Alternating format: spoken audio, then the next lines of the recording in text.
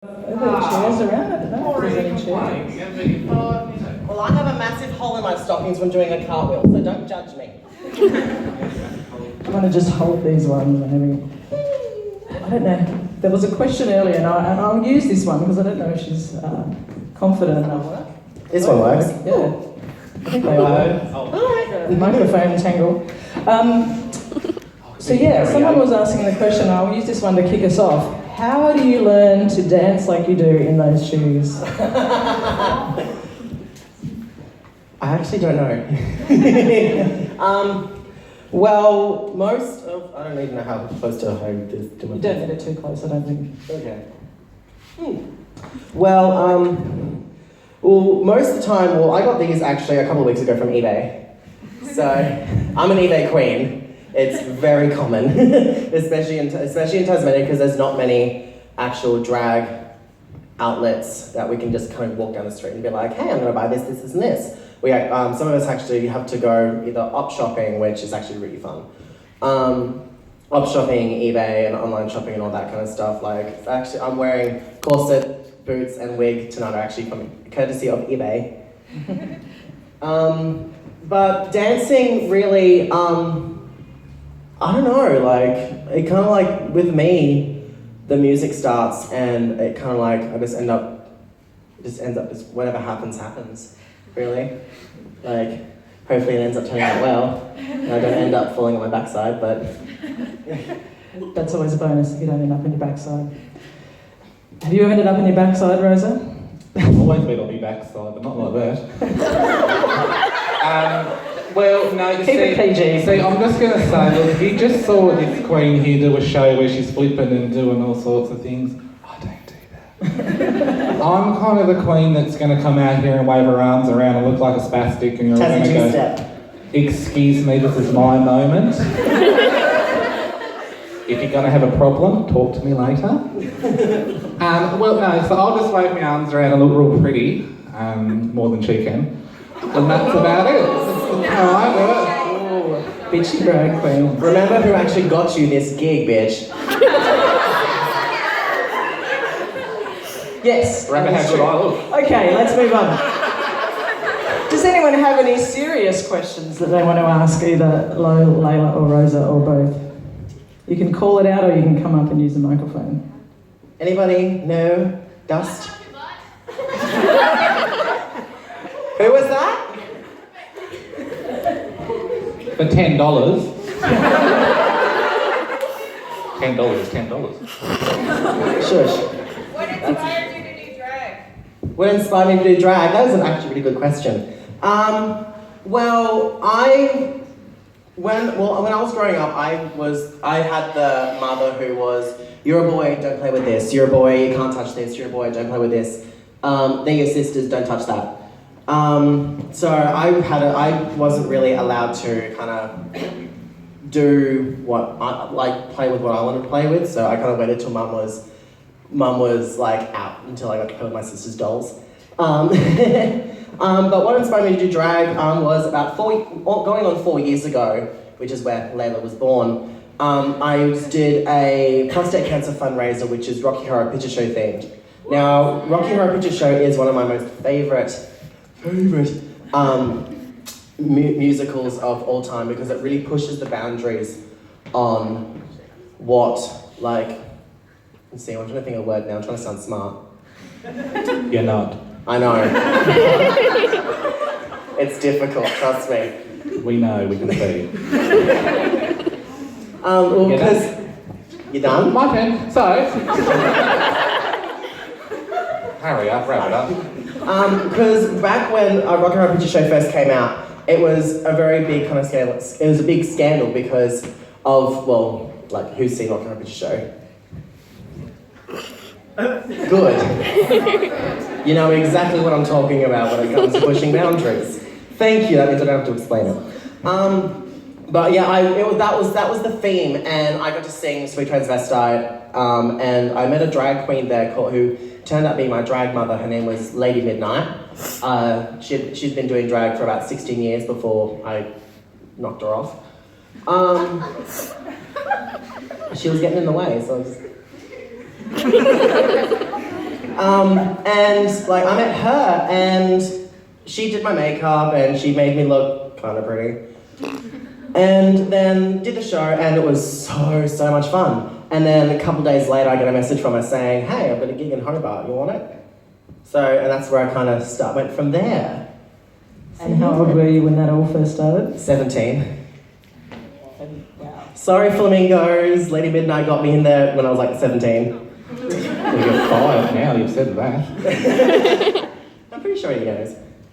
Well, see, I got into drag simply by just looking at dresses and going, gee, that's pretty, I'd like to wear that. And then, like, I decided one day, and literally all it was I saw someone who was on stage, they were lip-syncing to someone's songs like Britney does, and I thought to myself, you get to pretend to be something you're not, or in some cases you are, and you get to go out there, do your own thing, be popular, because you don't want to be popular, let's face it, we don't be one of those people. Who doesn't want attention? Not going to be like you. And then, to me, I was like, I get to do that, and I get to have a ball, I get to meet people, I get to have fun, I get to look pretty, because that's what you all want to do, right? Look pretty. And then from there, I just was like, you know what, I'm going to put a pair of heels, I'm going to put a dress on, I'm going to put a wig on, I'm going to put a lot of makeup on. And then I'm going to go out there, and I'm just going to serve them what I know I can do. And that's really all it started. It was, I can do it, I know I can do it, I'm going to do it. Brilliant, brilliant. Any other questions? Yeah. How did you learn to do your makeup so beautifully? Who, me? Yeah, it's not you. I learnt off YouTube. What? You think you're better than me? No, you can't bar. Hey, remember, I won. And you lost in Melbourne. That was an unfortunate lip-syncing accident. We're talking about makeup here, not you. Now, I just learned off YouTube. I literally just picked up brushes and colours, and you know what, it took me ages to understand what the hell contouring was. I was like, what the hell is that? And I was like looking at people putting brown shit on their face, and you're like, what are you doing? And then you're putting white stuff, and then you're putting all What's this. your profanity? But it was! Like, you're looking at it and you're going, oh God, why is she putting so much brown on her cheek? Like, look at her, she looks like an idiot. And then I realised you blend it together and you start looking pretty good. And I was like, I get it now. So you forgot to contour tonight then? No, I'm a drag queen. Which means you're supposed to contour. Yeah, harshly. And I have. Your lips need redoing, just saying. Well, I just did a number, so what do you expect? Did you want to add anything to that one, Layla? Yes, now I get to speak. I was doing makeup when I was in college because I was going through that emo scene phase where I wore a crap ton of black eyeliner around my face and drooled over Alex Evans.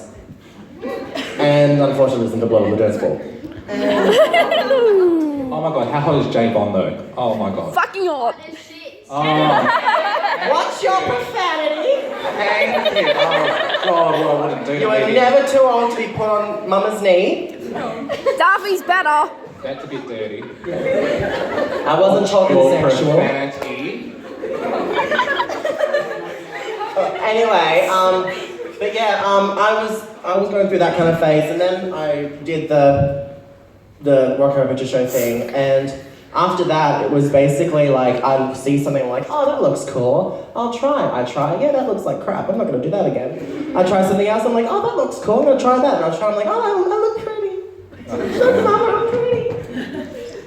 And that's basically how I did mine. That's how basically it kind of was like, it's like every makeup artist. They start off looking like a clown. And then some people still end up looking like a clown. And then some of us actually...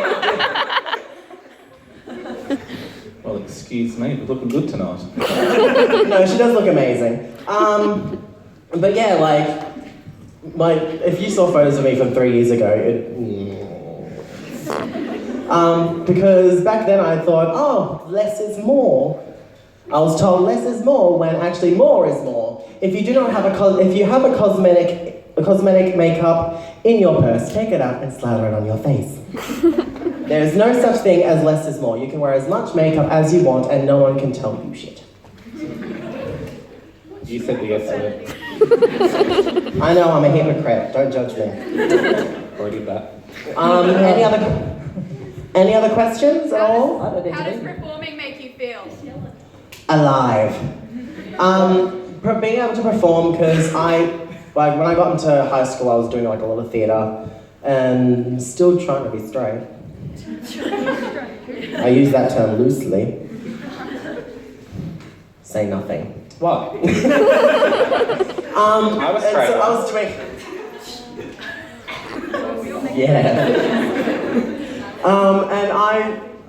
So I kind of was doing theatre before I found out what drag was, and then I found out, hey, drag is basically I get to dance and I get to act and not sing, thank God. So it's basically doing things that I already like doing, and then I gotta put like 16 layers of makeup on my face and then put a wig on and a dress, and that's awesome. So that's basically how I learnt. I kind of was in theatre from when I was like at least 12. So it was just kind of like, oh, another theatre show. Let's do it. Yeah. How do you feel, Rosa, when you do it? Drag, that is. I feel like I'm worth $35 a minute. No,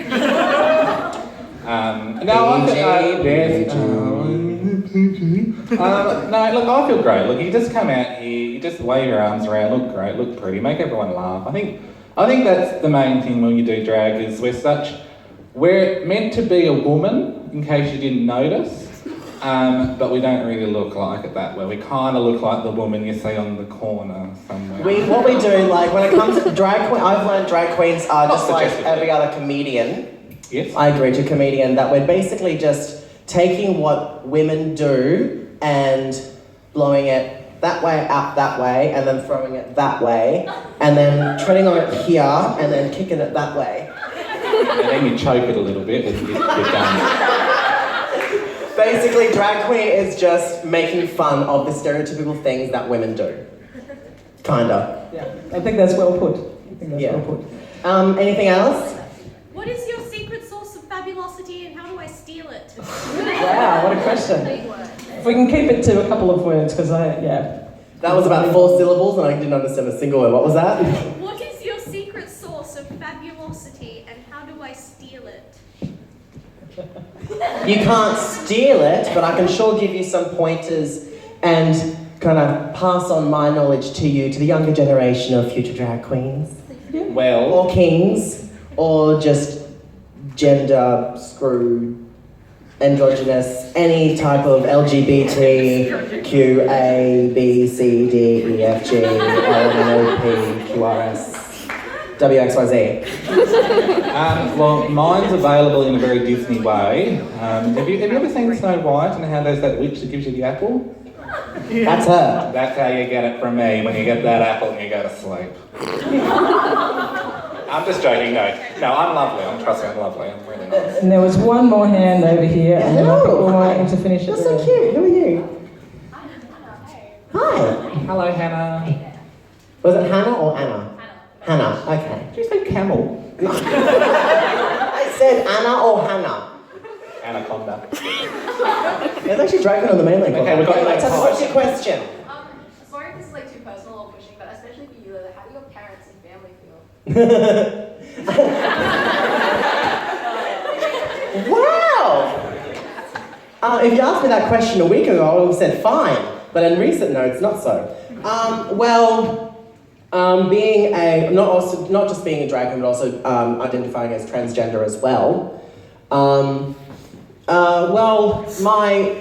Everyone on my dad's side that I know of are really awesome, really supportive. They really actually kind of care, and when they kind of misgender me, they feel really bad because I just end up giving this look that makes them kind of go, recently, especially with my mother, I've just stopped talking to her because I'm at that point in my life where negativity, I don't want it, I don't need it, I don't have to have it, so it's better to push it that way. So I'm not talking to my mother or my sister or most of my mum's side of the family because they are quite conservative, and I came out as transgender over a year ago, and even Centrelink has put on my profile saying, refers to as Alexis, female pronouns, don't misgender or you're screwed. Well, actually, no, I actually had a Centrelink, an employer working at Centrelink. He actually got fired for misgendering me, and because he called me by my boy name, which is Anthony, and I said, well, I don't identify as that. I identify as Alexis, and he kind of said, well, I don't care what you identify as, it says on this, so this is what your name is. Just as their boss walked past, and he just kind of said, excuse me, can you go walk that way? I'll get someone else for you, I'm going to talk to that person. And then about half an hour later, while I'm still in Centrelink, I see him storm out in like a massive rage, and the manager came up to me saying, yeah, I don't tolerate discrimination in this workplace, he just got fired.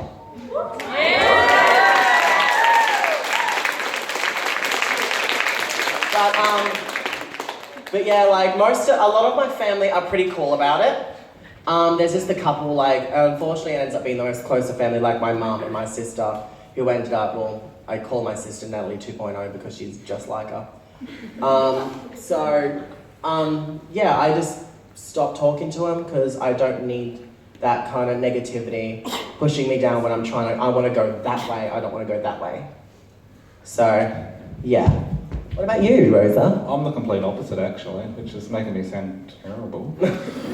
No, my parents are completely fine with it. My dad drove me here this evening like this. Whenever I dress up, Dad's like, going, is brunette or a blonde tonight? And I said, I don't know, that's what we're on about. And then Mum, she's completely okay with it. I think Mum always knew that I was a queer from the day I was born, because I would wear her clothes when I was 6, so it's pretty well known. And yeah, no, my parents are completely fine with it. I don't really have too much issues. My parents are completely the type of people that would pretty much say, if you're going to be gay, you're gay. It doesn't matter who should care, why should it matter? As long as you find someone who loves you for you. Well, yeah, and my mother tries that so much. You found a boyfriend yet? No, like I have a best friend who's a straight male, right? And she's convinced that we're going to get together and be happily ever after. And I've said to her, you've got a girlfriend that he's going to marry, and that's not going to be me. Yeah, I'm great. Yes. Do we have time for one more question, maybe? Is everyone happy? We're taking Oh, away we've got a dancing time, but I see another we'll hand. make this the very last One more. Can you go back to the emo phase? Huh? Can you go back to the emo phase? Can I what? Can you go back to the emo phase? No. But having said that though, you were an emo kid, so was I. And look what we turned out. I think everyone was at around the age between 13 and 15. Like, well, maybe beyond.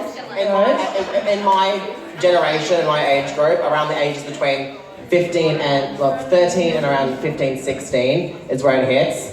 Mine, I was a bit of a late bloomer. Mine didn't hit until I was about 15 and didn't stop until I was about 18. See, I was an emo kid, and then I was a tattoo kid, then I was a pierced kid, and here I am today. A drag queen. Awesome. I reckon if anyone's got any other questions, they can approach these two lovely ladies. One more. Oh, One have we more. got? Okay. Just really quickly. Just really quickly, on a scale of 1 to 10, how would you rate Jeffree Star?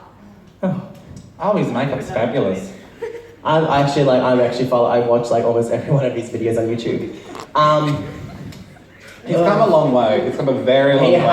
He has. I remember when I first heard Jeffree Star. It was on Blood on the Dance Floor's song "Sexting" featuring Jeffree Star. 1 to 10 scale. 1 to 10, I'd say probably a 25. Yeah! I'd give it about a 23. Just to be honest. Any other questions? I'm sure you can. No, hands down. Well, I'm we'll do after the show and everything, we'll do a little meet up somewhere, probably like over there somewhere. You won't be able to miss them, I don't think. You can get photos. Come on. We've got D2P here, keen to get some tunes happening. Yeah, so definitely. before you disperse, really encourage you to think about all the stuff that the Outspace people were saying earlier about safe schools. And if you have any questions about safe schools, head over to Chris over here at the Safe Schools table. Head over there and send your messages of support. There's still activities happening, the flag over there, if you want to say anything about why you came tonight, what a great night you've had, etc, etc. There's the flag to graffiti on over there. Lots of people I've seen over in the photo corner having a great time, so keep over there. There may be a little bit of pizza left if you're still hungry, check it out. Yeah, otherwise, keep having an awesome night, and within... I'm hungry! It's only another half an hour or so till the next show, so keep going.